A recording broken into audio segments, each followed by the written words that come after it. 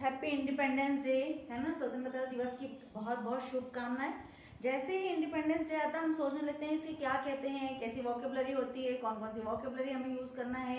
बच्चों की स्पीच लिख के देना है, वहाँ हम समझ में नहीं आते कि कौन कौन सी स्पीच के लिए वर्ड डालना है ना। तो उससे रिलेटेड कुछ सेंटेंस में लेकर के आई हूँ और मुझे लगता है आई होप गाइस कि आपको ये बहुत हेल्पफुल होगा, ठीक है ना। तो इंडिपेंडेंस डे रिलेटेड कुछ वोकेबलरी और कुछ सेंटेंस है ना। सबसे पहले तो हम क्या बोल रहे हैं कि हम फहरा रहे हैं ना।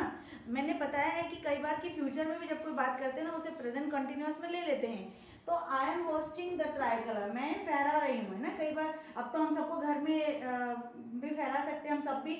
तो हम अभी फहरा करके आ गए हैं तो हम बोल रहे हैं कि हम फहरा रहे हैं, मतलब ऊपर हमने अभी टांग दिया और वो लहरा रहा है ना, ठीक है ना।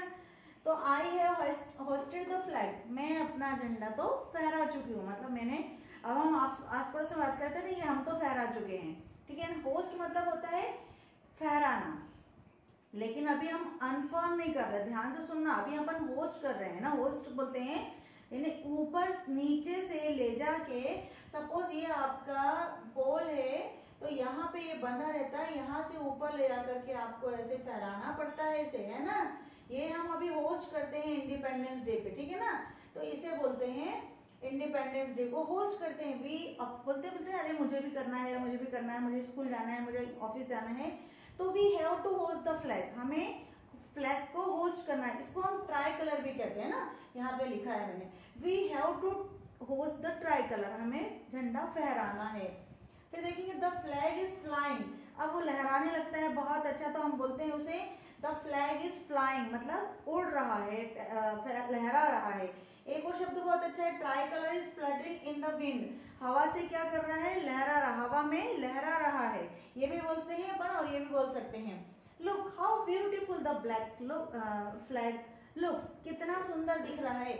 Look how beautiful the flag looks, कितना सुंदर दिख रहा है। इन्हें जैसे अपन आश्चर्य करें, वाओ व्हाट अ ब्यूटीफुल लगता है ना, तो उसको हम कैसे बोलेंगे, आई सैल्यूट इट, मैं इसको सलाम करती हूँ, मतलब इसको नतमस्तक होती हूँ। I am proud of it, इस पर हमें गर्व है, मुझे इस पर गर्व है। इसकी जगह आप वी भी डाल सकते हैं, है ना।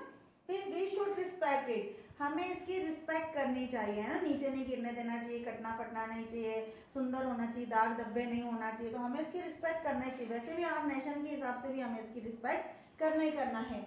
दिस इज द, चलिए इसको मैं अलग से लिख देती हूँ। Now we will unfurl the flag on Republic Day, अब ये तो हमने अभी फहरा दिया, लेकिन अब हम करेंगे कब, जनवरी में करेंगे ना, 26 ऑफ जनवरी।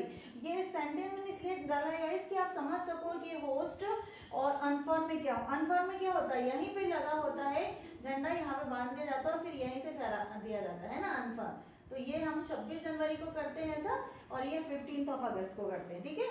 चलिए फिर I am proud of it, मुझे इस पर गर्व है, या वी प्राउड ऑफ इट, हम इस पर गर्व करते हैं, ये भी हो सकता है ना।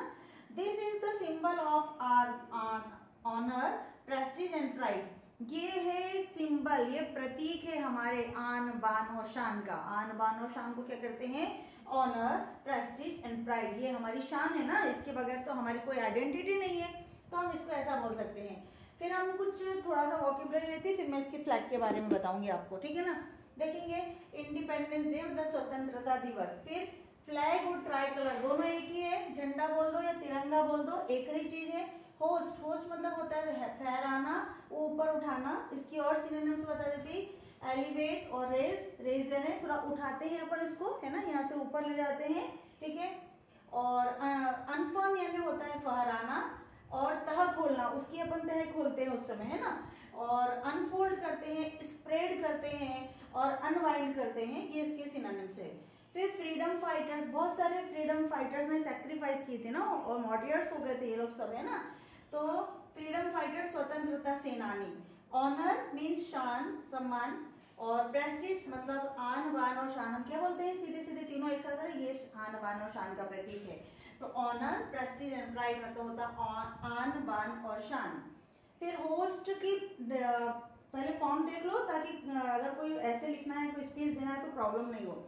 होस्ट, होस्टेड, होस्टेड, इसकी सेकेंड फॉर्म होस्ट भी होती है ना, hosted, hosted, hosting and host, ये सिंगुलर फॉर्म होगी। सैक्रिफाइस, सैक्रिफाइस यानी होता है त्याग, और पीस यानी होता है शांति, प्लॉट होता है ना झांकियां निकलती, बहुत सारी झांकियां निकलती स्टेडियम वगैरह में। फिर होता है सर्कल, सर्कल यानी होता है चक्र। इट हैज ट्राई कलर, अब इसको कैसे बोलेंगे, इट हैज ट्राई कलर, इसके अंदर 3 कलर होते हैं, first saffron, white and green. तीनों के सिंबल अलग अलग होते हैं ना, तीनों सिंबल अलग अलग देते हैं। तो या फिर ऐसे ही बोल सकते हैं there are tricolour in our flag, हमारे फ्लैग में कितने कलर हैं, 3 कलर हैं। तो इस प्रकार से हम लोग, अब हम फ्लैग के बारे में कैसे बताएंगे इसको भी थोड़ा सा देख लेते हैं ना। अब हम ट्राई कलर के बारे में पढ़ लेते हैं। तो कौन फहराता है उसको, कोई भी चीफ गेस्ट आता है हमारे यहाँ, वो फहराते हैं, उन्हें हम रिस्पेक्ट देते हैं कि चलिए आप हमारे फ्लैग को क्या होस्ट करो, क्योंकि फ्लैग अकेले का तो नहीं है ना, पूरे कंट्री का है। तो हम स्पेशल लोगों को बुलाते हैं ताकि उसकी सम्मान की रक्षा हो सके। नहीं तो हम ऐसे नॉर्मली तो हम अपने घर में फहरा देते हैं, बट उसको एक रिस्पेक्ट पे करते हैं, इसलिए हम किसी चीफ गेस्ट को बुलाते हैं। हम किसी बड़े संस्थान में जाते हैं, स्कूल जाते हैं, ऑफिस जाते हैं, तो वहाँ किसी कोई मतलब एक रिस्पेक्टेड पर्सन को बुलाते हैं और फिर करते हैं। तो this is the pride of our country, ये हमारे देश की शान है। The flag is hosted by the chief guest, फहराया जाता है किसके द्वारा, चीफ गेस्ट के द्वारा। There are 3 colour in our flag, हमारे फ्लैग में 3 कलर हैं। Saffron colour is symbol of a sacrifice, sacrifice होता है, सैफरन कलर जो होता है वो हमेशा सैक्रिफाइस को डिनोट करता है। आपने देखा होगा हमारे संत महात्मा सब सैफरन कलर पहनते हैं, और एक तरह से एक त्याग है, वो बिल्कुल डिवोशन के साथ काम करते हैं, सैक्रिफाइस करते हैं। लाइफ में हर प्रकार की चीजों का उन्होंने सैक्रिफाइस कर रखा है, जैसे हमारे फ्रीडम फाइटर्स ने भी हमारे लिए की थी, है ना। और अभी भी लोग हमारे देश की रक्षा के लिए फौज हमारी तैयार हुई है, लोग समाज सेवा करते हैं, ये भी तो क्या एक प्रकार का सैक्रिफाइस है। तो ये हमें सिखाता है त्याग करना, ये सिंबल ऐसा ही नहीं बन पाया है, ये हमें सिखाता है कि त्याग से जीना है। फिर है white colour is a symbol of peace, white colour दिखाता है शांति से रहना चाहिए, शांति को दर्शाता है, शांति से रहने के लिए प्रेरित करता है। Green colour is a symbol of greenery, और ग्रीन कलर जो है वो ग्रीनरी को दिखाता है। हमारा देश क्या कृषि प्रधान देश है, हमारे यहाँ बहुत ग्रीनरी है, जंगल है, सब कुछ है, ग्रीनरी है, इसे हम शो करते हैं। आपने देखा होगा ग्रीन सबसे नीचे लगा रहता है ना, सबसे नीचे लगा होता है।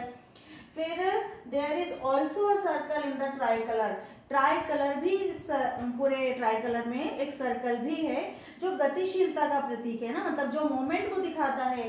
Circle is a symbol of moment, और इसके अंदर जो 24 स्पोक्स होते हैं उसे हम स्पोक्स कहते हैं, मैंने यहाँ मेंशन नहीं किया है, बट आपको मैं बता देती हूँ। 24 जो तीलियां होती है उसको हम स्पोक्स कहते हैं, जो हमें आर के बारे में बताते हैं ना। We got freedom with great difficulty, बहुत डिफिकल्टीज के बाद में हमें मिली है, क्योंकि बहुत सारे फ्रीडम फाइटर्स ने इस दिन को लाने के लिए बहुत ज़्यादा स्ट्रगल किया था, और अपने यानी कई बार तो वो उन्हें शहीद भी होना पड़ा था, है ना। तो we got freedom with great difficulty, हमारे को बहुत डिफिकल्टी से मिली हुई है।